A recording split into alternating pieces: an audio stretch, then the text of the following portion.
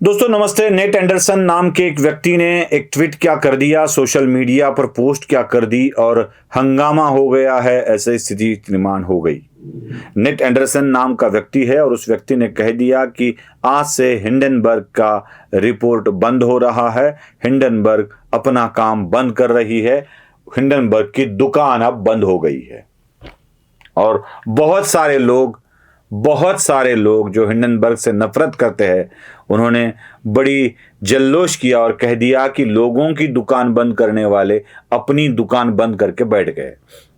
ये हिंडनबर्ग जो चलाता है उसका एक ही मकसद है, अच्छे काम कर रहे किसी भी उद्यमी को इतना बदनाम करो कि उसकी इंडस्ट्री, उसका काम ही तहस नहस हो जाए, उद्ध्वस्त हो जाए।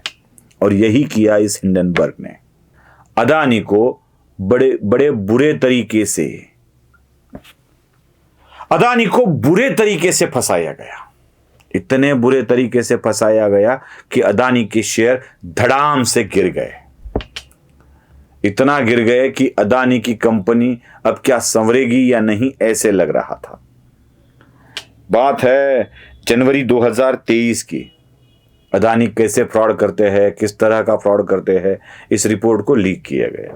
और इस रिपोर्ट को लीक करने के बाद देश के कांग्रेस के लोग भी इसके ऊपर टूट पड़ने लगे, न जाने क्या क्या बताने लगे। अदानी का नाम जैसे अदानी ने मोदी हो और मोदी का नाम जैसे अदानी हो, इस तरह से बोला गया। फिर 10 अगस्त 2024 को माधवीपुरी जो है सेबी की, उनके खिलाफ भी रिपोर्ट दिया गया और कहा गया कि सेबी अदानी को बचाने के चक्कर में लगी हुई है, तभी सेबी अपने रिपोर्ट नहीं देती है। उसी वक्त हमारे एक पत्रकार, ज्येष्ठ मित्र है, मार्गदर्शक मित्र है, उदय निरुड़कर, उन्होंने कह दिया था कि यह खेल ज्यादा चलने वाला नहीं है। उसी वक्त उन्होंने कह दिया था कि हिंडनबर्ग जैसे लोग आते हैं, फायदा निकाल कर लेते हैं और निकल जाते हैं। अभी इन बातों को देखकर ऐसे लग रहा था, लोगों में ऐसी भावनाएं हो रही थी कि अब मानो हिंडनबर्ग दुकान बंद करके चला गया। अब न रहेगा कोई ऐसे आरोप लगाने वाला और न रहेगा कोई ऐसा व्यक्ति जो देश के उद्यमियों को बदनाम करे। मेरा मानना कुछ अलग है, मेरा तर्क कुछ अलग है। मैं ये मानता हूं कि हिंडनबर्ग अपनी दुकान बंद कर रहा है, लेकिन अपने काम नहीं बंद करेगा, बिल्कुल नहीं बंद करेगा। हिंडनबर्ग चलाने वाले लोग कभी भी अपने काम को बंद नहीं करते हैं। मेरा तर्क यह है कि अब नए नाम से खेला होबे देख लेना। हिंडनबर्ग नाम बंद कर दिया गया है, खेल बंद नहीं होंगे। अलग नाम से ये खेल खेले जाएंगे, अलग नाम से। क्योंकि पूरी दुनिया को यह पता चला है कि हिंडनबर्ग का व्यक्ति नेट एंडरसन हो या जॉर्ज सोरस हो, यह अपनी अपनी कंपनियां चलाकर भारत में ऐसा कुछ फैलाना चाहते हैं जिससे भारत की अर्थव्यवस्था, सरकार उद्ध्वस्त हो जाए।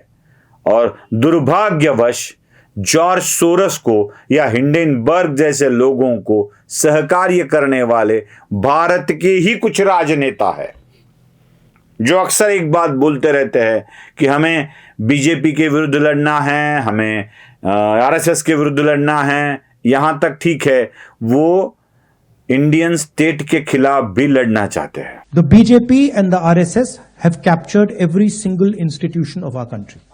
We are now fighting the BJP, the RSS and the Indian state itself.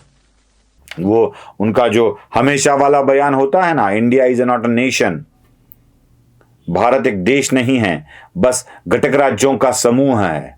इन पागलों को यह भी पता नहीं है कि भारत के अस्तित्व में आने से पहले घटक राज्य नाम की कोई व्यवस्था ही नहीं थी। लेकिन ये पागल लोग ऐसे बोलते रहते हैं। इन पागलों को क्या समझाना, जो इंडियन स्टेट के खिलाफ लड़ाई लड़ना चाहते हैं और इसके लिए जो भी कुछ हो, जॉर्ज सोरस हो या हिंडनबर्ग हो, ऐसे लोगों को हाथ में लेकर काम करते हैं। दुनिया को पता चल गया है कि जॉर्ज सोरोस बदनाम हो गया है, हिंडनबर्ग अब बदनाम हो गया है। जब हिंडनबर्ग बदनाम हो जाता है, जॉर्ज सोरोस बदनाम हो जाता है, तो नाम बदल के काम करना पड़ता है।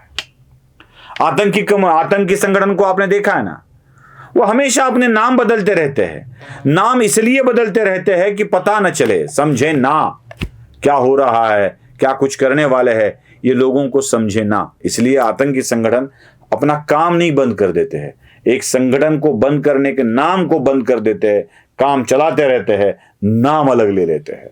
हिंडनबर्ग हो या जॉर्ज सोरोस हो, अपने अपने संगठन के नाम छोड़कर भारत में अफवाहें फैलाने का काम निरंतर करते रहेंगे। बस नाम बदलकर ये भारत को बर्बाद करने की कोशिश करते रहेंगे। याद रखिएगा, हमें भी इसी चीज को याद रखना है, न कि खुश होना है, क्योंकि इनका मकसद पूरा नहीं हुआ है। उनके दुर्भाग्यवश भारत के नागरिक इतने जागरूक हो गए हैं कि वो अपने आप को संभाल रहे हैं। उनको पता चल रहा है कि ये सारे देश में आतंकवाद फैलाना चाहते हैं, भ्रम फैलाना चाहते हैं, नक्सलवाद को प्रोत्साहन देना चाहते हैं, देश के नागरिकों के मन में इसी व्यवस्था के प्रति शंका उपस्थित करना चाहते हैं। ये लोगों को पता चल गया है, तो चोला बदलना पड़ेगा ना भाई। अक्सर सीता का अपहरण कराने, सीता को राम से चुराने के लिए रावण साधु के भेष में आया था। अब सीता को भी पता चल गया है कि रावण साधु के भेष में आता है, तो रावण को भेष बदलना पड़ेगा ना भाई। जब एक चीज बार बार करके आपको पता लग जाती है, तो नाम बदलना पड़ता है, काम वही रखना पड़ता है। तो ये चोला बदलेंगे और फिर से एक बार नए नाम के साथ इसी भ्रम को फैलाने के लिए आ जाएंगे। याद रखिएगा, इन्हीं को भी हमें पहचानना है। नमस्ते।